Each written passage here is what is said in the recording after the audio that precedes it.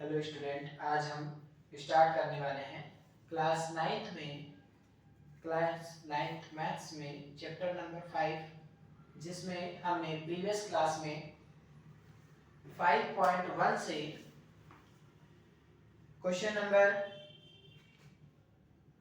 2, 3 and इसके बाद हमने क्वेश्चन नंबर 4 कंप्लीट किया था। अब आज हम स्टार्ट कर रहे हैं बेटा क्वेश्चन नंबर 5। आज हम क्वेश्चन नंबर 5 को सॉल्व करेंगे। तो सबसे पहले हमारे पास जो क्वेश्चन नंबर 5 दिया गया है, इसको हम इसका एक्सप्लेनेशन क्या है इसके बारे में पहले समझते हैं। ठीक है बेटा, तो चलिए क्वेश्चन नंबर 5 की ओर आगे बढ़ते हैं। एक्सरसाइज 5.1।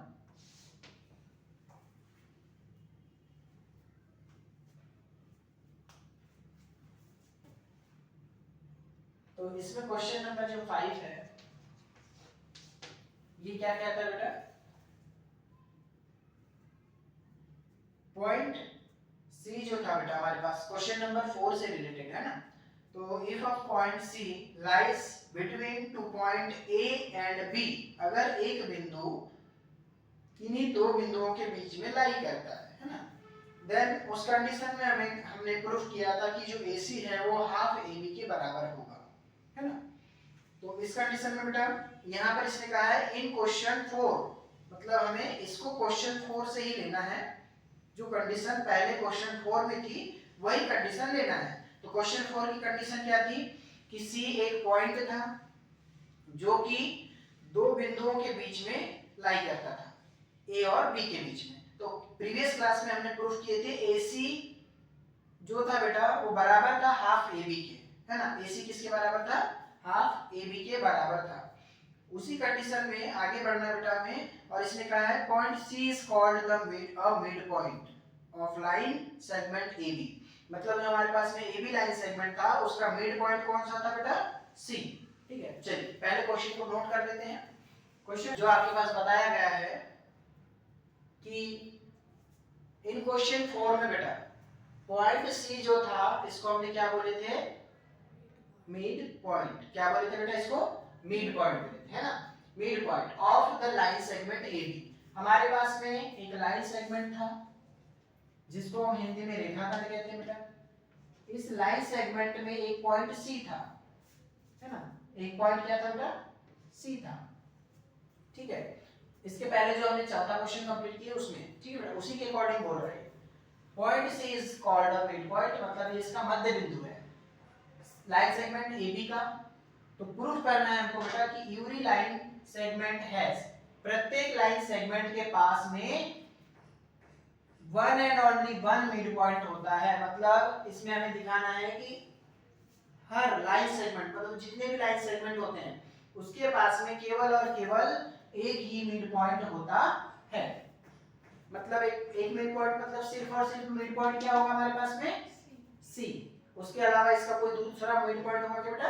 नहीं होगा। सिंपल सी बात है, हम जब कोई भी एक लाइन ड्रॉ करें तो इसका केवल और केवल एक मध्य बिंदु होता है जिस पर वो बैलेंस होता है, या जिससे हम उसको अगर ब्रेक करें, तोड़े, तो वो कितने भागों में टूटेगा? बराबर बराबर दो भागों में। जैसे अगर हम बात करें बेटा, हमारे पास में यहां पर बेटा हमारे पास एक स्केल है और एक पेंसिल है, ठीक है बेटा। इस स्केल और पेंसिल को हम एक लाइन सेगमेंट के फॉर्म में ले सकते हैं। इसको हमने क्या माना है? एक लाइन सेगमेंट। अब इस स्केल का जो बेटा ये 15 सेंटीमीटर का स्केल है। कितने सेंटीमीटर का? 15 सेंटीमीटर का स्केल है। इसका भी एक मिड पॉइंट होगा। इसका भी क्या होगा? एक मिड पॉइंट होगा, ठीक है। अगर हम इसे 7.5 सेंटीमीटर से ब्रेक कर दें, टोटल कितने सेंटीमीटर का?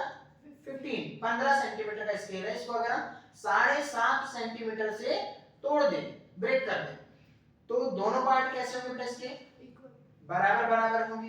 मतलब मिड पॉइंट कौन सा हुआ बेटा? मिड पॉइंट हुआ इसका 7.5, मतलब 7.5 सेंटीमीटर इसका मध्य बिंदु हुआ। बात समझ में आ गई? तो इसके बेटा 15 सेंटीमीटर के दो मिड पॉइंट हो सकते हैं क्या कभी? सोच कर देखो, नहीं हो सकते। ओनली और क्या होगा 7.5। अगर 7.5 से थोड़ा कम हुआ या थोड़ा ज्यादा हुआ तो ये इसका मध्य बिंदु नहीं कहलाएगा, क्योंकि मध्य बिंदु का मतलब है वह बिंदु जिस पर वह रेखाखंड या फिर ये स्केल एक रेखाखंड मान सकते हैं और ये स्केल बराबर बराबर दो भागों में विभाजित होता है, उसे क्या कहा जाता है? मध्य बिंदु। और बेटा 7.5 इसका क्या है? मध्य बिंदु है। अगर 7.5 से थोड़ा सा आगे बढ़े 7.6 पर तो क्या वो मिड पॉइंट कहलाएगा? नहीं कहलाएगा। इस साइड में बेटा ये हो जाएगा 7.4 और एक तरफ हो जाएगा बेटा 7.6। तो 7.6 वाला हिस्सा तो 7.4 से बड़ा हो गया ना, तो क्या वो मध्य बिंदु होगा? नहीं होगा। इसका मतलब मध्य बिंदु एक ऐसा बिंदु जिस पर कोई भी रेखाखंड दो बराबर बराबर भागों में विभाजित हो, वही उसका मध्य बिंदु कहलाता है। सेम ऐसे एज इट इज इस पेंसिल पर भी हम रूल फॉलो कर सकते हैं। इसका केवल और केवल एक ही मध्य बिंदु होगा, है ना, मतलब एक ही ऐसा पॉइंट होगा जिससे अगर हम इसको तोड़े तो ये बराबर दो भागों में बटेगा, है ना। अगर थोड़ा सा भी उससे इधर या इधर होगा बेटा लेफ्ट साइड या राइट साइड में, तो ये बराबर दो भागों में टूटेगी क्या? नहीं, छोटा बड़ा हो जाएगा, तो मध्य बिंदु होगा क्या? नहीं होगा। जब भाग ही इसके दो छोटे बड़े होगा तो मध्य बिंदु नहीं कहलाएगा। ठीक है, ओके, कॉन्सेप्ट क्लियर? तो ये हमने आपको स्केल एंड पेंसिल के माध्यम से समझाने की कोशिश की है। ठीक है, तो उम्मीद है कि सभी बच्चों को समझ में आया होगा। अब हम क्वेश्चन की ओर आगे बढ़ते हैं और इसे प्रूफ करते हैं। बेटा हमारे पास जो दिया गया है बेटा उसका सॉल्यूशन आपको एज इट इज पहले लिख देना है ना। सॉल्यूशन में जो दिया है हमारे पास क्या क्या दिया बेटा?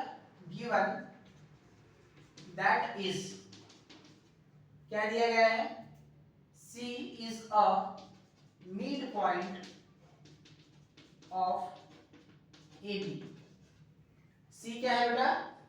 एक मिड पॉइंट है किसका? AB का। AB एक लाइन सेगमेंट है, क्या बेटा? ये लाइन सेगमेंट, इसको हिंदी में क्या कहते हैं बेटा? रेखा खंड। लाइन सेगमेंट यानी रेखा खंड। ठीक है बेटा, ये आपके पास में A से B पूरा रेखा खंड है, C इसका मध्य बिंदु है ना। और इसमें हमने माना सपोज हमने मान लिया कि C के अलावा इसका एक और मध्य बिंदु है D।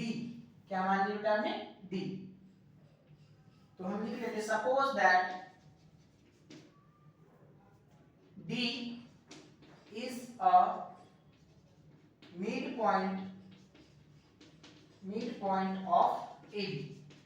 हमने मान लिया कि जो बेटा C के अलावा DB इसका क्या होगा? केवल DB क्या होगा? इसका एक मिड पॉइंट होगा, मध्य बिंदु होगा, ये हमने मान लिया। ठीक है, अब ये AB तो पूरा लाइन सेगमेंट था और हमने बोले बेटा C पहले से दिया था कि इसका मध्य बिंदु है। हमने माना कि D इसका क्या है?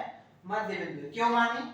क्योंकि इसने बोला है यहाँ केवल और केवल एक, has one and only one, मतलब केवल और केवल एक से ज्यादा मध्य बिंदु नहीं होंगे। और एक से ज्यादा मध्य बिंदु नहीं होंगे, इसे प्रूफ करने के लिए हमने इसके कंट्राडिक्शन मेथड इसमें फॉलो किया, मतलब हमने इसमें एक से ज्यादा मध्य बिंदु लिए। ठीक है, अब हमें प्रूफ क्या करना है कि केवल और केवल एक मध्य बिंदु है, पर हम इसमें ले रहे हैं बेटा दो मध्य बिंदु। कंट्राडिक्शन मेथड फॉलो करेंगे और इसे प्रूफ करेंगे कि दो बिंदु लेने पर एक भाग छोटा और दूसरा भाग बड़ा हो जाता है, जिस कारण से केवल इसका केवल एक मध्य बिंदु C ही होगा, D इसका मध्य बिंदु नहीं होगा। तो हम इसे विरोधाभास विधि से हल करेंगे।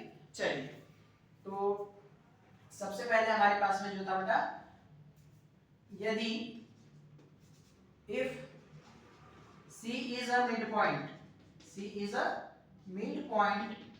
of AB, तो यहाँ पर बेटा दो कंडीशन आ जाती है।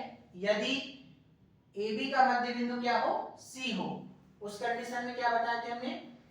प्रीवियस क्वेश्चन में हमने पढ़े थे, यदि C AB का मध्य बिंदु है तो उस कंडीशन में क्या था बेटा? AC बराबर किसके था? AC बराबर किसके? हाफ, आधा था किसका? AB का। तो AC जो है वो आधा था किसका? AB का, है ना। ये कंडीशन में पिछले क्वेश्चन में प्रूफ कर चुके हैं, है ना। यहाँ पर लिख देंगे बेटा we proved it, हम यह सिद्ध कर चुके हैं। क्वेश्चन नंबर 4 में अब इसके बाद इफ हमने माने यदि D is a mid point of AB। अभी तो हमने लिए थे कि क्या है बेटा, C यदि AB का मध्य बिंदु हो तो ये कंडीशन अप्लाई होगी, है ना। इसको इक्वेशन फर्स्ट लो। यदि अब माने बेटा कि AB का मध्य बिंदु D है तो क्या हो जाएगा, AD बराबर हाफ AB। इसके लिए भी सेम कंडीशन अप्लाई होगी, है ना। इसे देंगे समीकरण नंबर 2। ठीक है बेटा। अब समीकरण 1 और समीकरण 2 से, है ना, इक्वेशन नंबर 1 इक्वेशन नंबर 2 से क्या होगा बेटा, हमारे पास left hand side part right hand side part कैसे बेटा, दोनों के बराबर है। और जब किसी भी दो इक्वेशन में राइट हैंड साइड पार्ट बराबर होते हैं, इक्वल होते हैं, तो उस कंडीशन में उसके लेफ्ट हैंड साइड पार्ट भी कैसे होंगे, बराबर होंगे। ठीक है। इसका मतलब क्या बेटा कि AC बराबर होगा किसके, AD के। ठीक है बेटा। क्योंकि कारण लिखेंगे because in equation first and equation number जो सेकंड है बेटा हमारे पास में क्या है, इक्वेशन फर्स्ट और सेकंड में राइट हैंड साइड पार्ट कैसे है, equal. Right hand side part are equal. ठीक है। अब right hand side part equal है, इसीलिए लेफ्ट हैंड साइड पार्ट भी कैसे होंगे, इक्वल होंगे, है ना। तो हम AD को बेटा लेफ्ट साइड में लेके आते हैं, मतलब AC माइनस AD अगर करेंगे तो ये बराबर किसके होगा बेटा, 0 के। AC माइनस AD किए हमने, मतलब ये AC में से अगर हमने AD को घटाए तो किसके बराबर आ रहा है, 0 के बराबर आ रहा है। इसका मतलब C और D क्या होंगे, कॉन्साइड होंगे। C और D क्या होंगे, कॉन्साइड होंगे, मतलब वो संपाती बिंदु होंगे। संपाती का मतलब एक के ऊपर दूसरा बिंदु, मतलब ये D देखो दोनों का डिफरेंस क्या है बेटा, 0, है ना। दोनों का डिफरेंस क्या आ रहा है, 0। AC माइनस जब AD कर रहे हैं तो इस भाग में से बेटा जब हमने इस पूरे भाग को माइनस किया तो ये कितना आ गया हमारे पास में, 0। और 0 कब आता है, जब दोनों भाग कैसे हो, बराबर हो, तभी तो 0 आता है। ठीक है। इसका मतलब AC और AD कैसे हैं, दोनों बराबर है। तो C और D अलग अलग बिंदु होंगे क्या, नहीं होंगे। जब दोनों बराबर आ रहे हैं बेटा, AC बराबर AD बोला उसने, तो दोनों बिंदु अलग अलग हो ही नहीं सकते, क्योंकि अगर अलग अलग हुए, थोड़ा सा लेफ्ट साइड में थोड़ा सा राइट साइड में कोई चले गया तो बराबर तो होंगे ही बिल्कुल, है ना। जिस तरह से हम स्केल का आपको उदाहरण दिए थे, अगर 7.5 से थोड़ा सा आगे बढ़ गए तो 7.6 हो जाएगा, तो ज्यादा हो जाएगा, 7.4 वाला हिस्सा कम हो जाएगा, है ना। तो हमें एग्जैक्ट क्या लेना पड़ेगा, 7.5। इसीलिए ना तो हम यहाँ पर ना तो AC छोटा होगा AD से और ना ही AD बड़ा होगा AC से, दोनों कैसे होंगे, इक्वल। और इक्वल होंगे उस कंडीशन में दोनों पॉइंट बेटा अलग अलग ना होकर एक ही बिंदु पर स्थित होंगे। तो कहने का मतलब क्या कि यहाँ पर C और D दोनों मध्य बिंदु नहीं होंगे, केवल और केवल एक ही मध्य बिंदु होगा और वो होगा C। ठीक है। तो यहाँ तक आप पहले नोट कीजिए, इसके बाद की बेटा 2 लाइन हम आपको आगे एक्सप्लेन करते हैं। नोट करो बेटा इसको बेटा। इसके बाद हम यहाँ इसे सॉल्व करते हैं, है ना। तो देखिएगा क्या किए थे बेटा हमने, AC माइनस AD बराबर क्या आया था बेटा, 0। AC माइनस AD बराबर 0। इसका मतलब हमें एक कॉन्सेप्ट मिला कि अगर दोनों बराबर है ना, दोनों क्या बेटा AC और AD बराबर है और उनको जब एक दूसरे में से घटाए तो हमें कितना मिला, 0। और 0 मिलने का कारण है, 0 मिलने का रीजन क्या है कि C और D अलग अलग बिंदु नहीं होंगे, है ना। तो इट मींस दैट क्या फाइंड किया बेटा हमने, we find that C and D are coincide point। ठीक है। it means that इसका मतलब है कि C and D are not distinct point, ये अलग अलग बिंदु नहीं होंगे, है ना।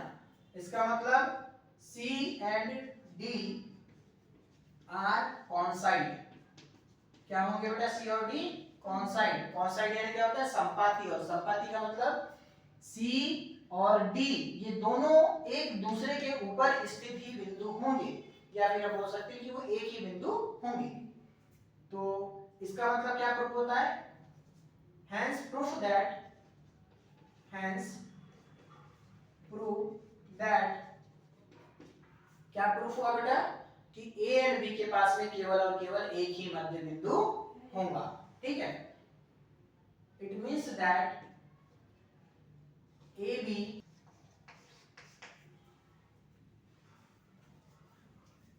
इन फिगर, आपके पास एक फिगर दिया हुआ है बेटा,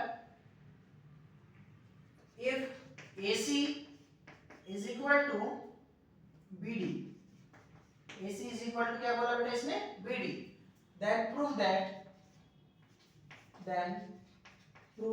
that तब हमें सिद्ध करना है कि AB जो है वो CD के बराबर होगा।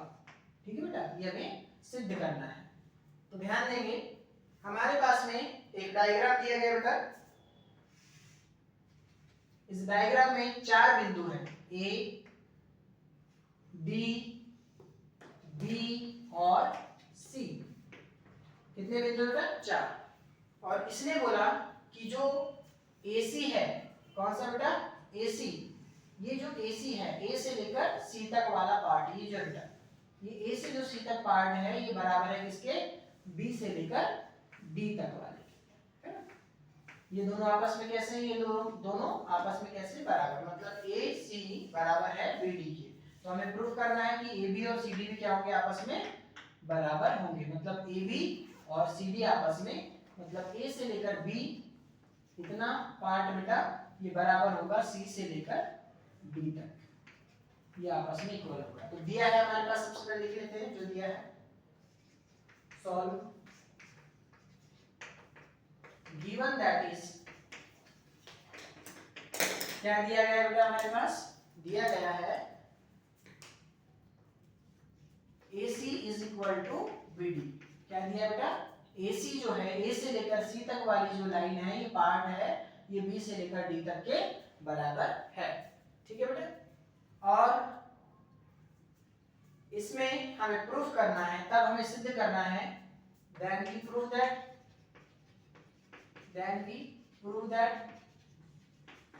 क्या सिद्ध करना है बेटा? AB बराबर CD। क्या प्रूफ करना है? AB बराबर CD। ठीक है बेटा, तो हमें इससे प्रूफ करना है कि AB जो है वो CD के बराबर होगा। ठीक है, तो कैसे प्रूफ करेंगे इसे? देखिए, यहाँ पर क्या बेटा? AC और इधर क्या है? BD। ठीक है, हमें प्रूफ क्या करना है बेटा? यहाँ पर AB बराबर CD। तो हम AC में ऐसा क्या जोड़े, AC में ऐसा क्या जोड़े कि हमको AB मिल जाए? AC में ऐसा क्या जोड़े कि हमको क्या मिल जाए बेटा? AB मिल जाए, या AC में ऐसा क्या घटाए कि हमको AB मिल जाए? BC। ठीक है, अब यहां देखो BD में ऐसा क्या घटाए या क्या जोड़े कि हमको CD मिल जाए? BC। ठीक है, दोनों में क्या करेंगे? BC को माइनस करेंगे बेटा। चलिए, तो ये हमारे पास में जो प्रूफ करना है, इसको ध्यान में रखते हुए इसको लेंगे बेटा समीकरण नंबर 1। अब समीकरण 1 में इन equation first we subtract both side BC, है ना बेटा? दोनों साइड में हम किसको माइनस करने जा रहे हैं? BC को। ठीक है, तो चलिए BC को माइनस करते हैं बेटा, AC माइनस BC और BD माइनस BC। ठीक है बेटा, दोनों साइड में हमने किसको माइनस किए? BC को। तो अब AC देखो बेटा, AC, अब AC में BC को माइनस करेंगे तो क्या मिलेगा? AB मिलेगा। AC में हमने BC को माइनस किए तो क्या मिला हमको? AB। लिख देंगे AB बराबर BD में हमने BC को माइनस किया बेटा, मतलब इतने पार्ट में हमने इतने पार्ट को माइनस किए तो क्या मिला? CD। क्या मिला? CD। और यही हमें सिद्ध करना था। अब ये हमने क्यों दोनों पक्षों में BC जोड़ा था, BC को घटाया था बेटा, तो इसमें चेंजेस क्यों नहीं आया? हमने जैसा कि कल भी बताया था आपको कि किसी भी समीकरण में अगर हम दोनों पक्षों में सेम संख्या को जोड़े या सेम संख्या को घटाए, उसमें कोई फर्क पड़ेगा बेटा? उस पर नहीं पड़ेगा, है ना। क्योंकि अगर हमने लिखे 2 बराबर 2, तो अगर हमने बेटा दोनों तरफ 1 को जोड़ दिए, पहले तो 2 2 के बराबर था, पर दोनों तरफ 1 जोड़ने पर अभी भी वो क्या है? बराबर है ना। अगर दोनों तरफ हम 1 घटा भी दें तो भी क्या है? दोनों एक दूसरे के बराबर है, क्योंकि 2 में से 1 घटाने पर कितना आएगा?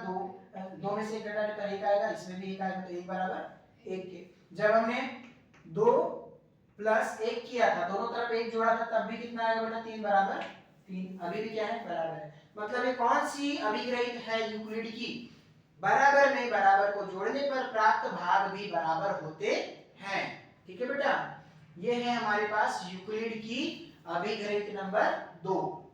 कौन सी अभिग्रहित है यूक्लिड की? ये है ना, ये है बेटा यूक्लिड की अभिग्रहित 2 से बेटा, है ना, एक्सियम नंबर 2। ठीक है, बाय द एक्सियम नंबर 2 से बेटा, है ना। Equal if we added both side, है ना, both equal part of equal numbers, then which are find are equal, तब जो हमें प्राप्त होगा वो भी कैसा होगा? इक्वल होगा।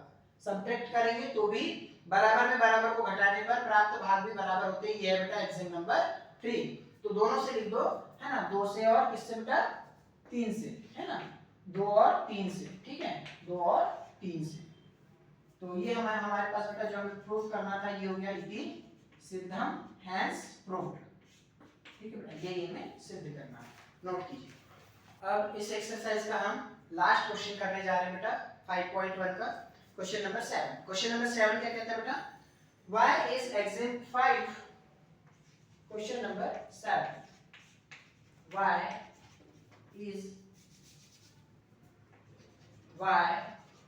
is exim 5 in the list of Euclid,